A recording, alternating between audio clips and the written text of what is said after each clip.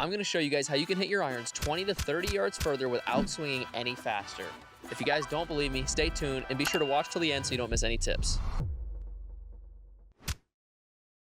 If you guys are new to the channel, my name's Jaden, behind the camera is Jake, and today we're going to show you how you can hit your irons about 20 to 30 yards further without swinging any faster. In fact, you'll probably have the most success by swinging slower. If you guys haven't already, please be sure to subscribe, like the video, it goes a long way. So without further ado, let's get into the video. The biggest factor in determining how far your ball goes with your irons is going to be your smash factor. Here's a short clip from a previous video of ours of me explaining what smash factor is and how it determines how far your ball goes. And this is a number that determines how efficient we are at delivering the swing speed into ball speed. So think of it this way. Take your swing speed times your smash factor, and that equals your ball speed. So now that you guys know what smash factor is and how it determines how far your ball goes, you might be wondering, how do we increase that number?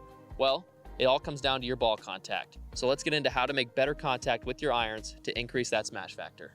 When it comes down to ball contact, the number one thing that determines how well you contact that ball is going to be the angles, and one of which is going to be dynamic loft. Here is another video of ours of me explaining what dynamic loft is and how that determines how far your ball goes. Dynamic loft is the loft that is delivered at impact with the ball.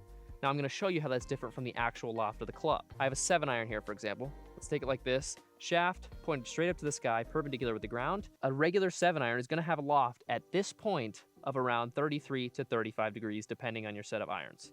Now, when I'm talking about dynamic loft, I'm talking about the loft that is delivered at impact with the club. So, with irons, you know, you want to have forward shaft lean. So, look at the loft of this club when we put forward shaft lean on it. So this is straight up to the sky. It's going to be about 30 to 35 degrees. We forward shaft lean it, and that goes down to about 28 degrees or so. That is going to lower your loft, which, like we said before, is going to increase that smash factor. When you take your swing speed times a higher smash factor, you get greater ball speed, which is greater distance. So now that you guys see the difference that dynamic loft makes in the contact with the ball and how it affects our carry distance, I'm going to show you guys a few simple tweaks with your swing and your setup that's going to help us make better contact with the ball. The biggest reason we see golfers not having enough shaft lean is going to have to come down to their grip. If your grip is too weak, it's going to be really hard to get shaft lean and let your wrists really get in front of the head at impact. So we're going to teach you how you can change that grip and how you can get more shaft lean by changing one simple thing. So when it comes down to grip, the number one problem that golfers have is their grip is too weak. I'm going to show you what this looks like. If your grip is too weak, it's going to be hard to get that shaft in here because look how angled I have to get my wrist to get that forward shaft lean.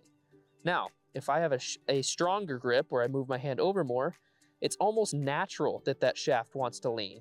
My wrist is straight, and I already have natural shaft lean. So just by changing your grip from a weak grip to a strong grip, that shaft is going to change angles and automatically have shaft lean.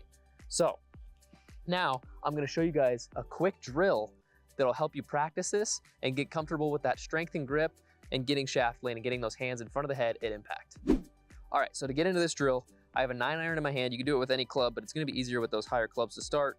We're going to take it, we're going to strengthen that grip just like we normally would because we want that natural shaft lean. So this is your normal grip. We want to strengthen that by moving that left hand over, that right hand a little bit over too.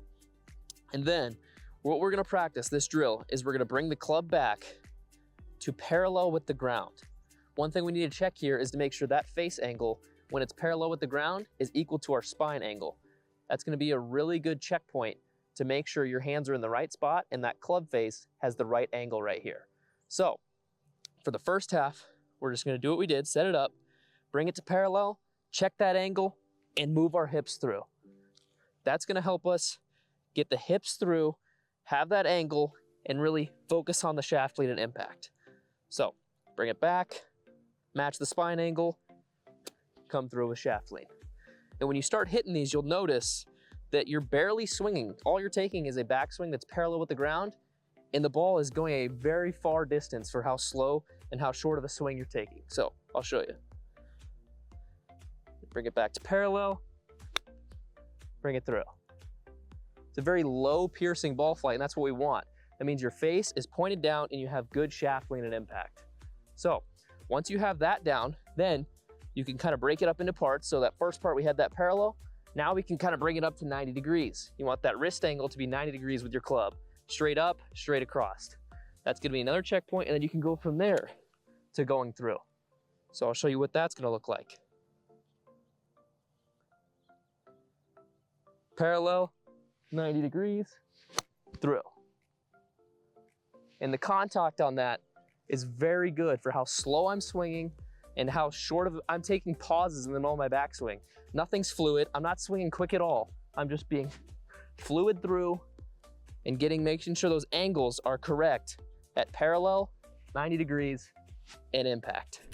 So with that simple drill, once you practice that, go to the range, practice that a couple of times, you'll get more comfortable with that strong grip, getting that correct angle when it's parallel, 90 degrees, and getting that impact position with forward shaft lean. If you guys made it this far, thank you so much for watching. Please be sure to like and subscribe, and we'll see you guys in the next one. Peace.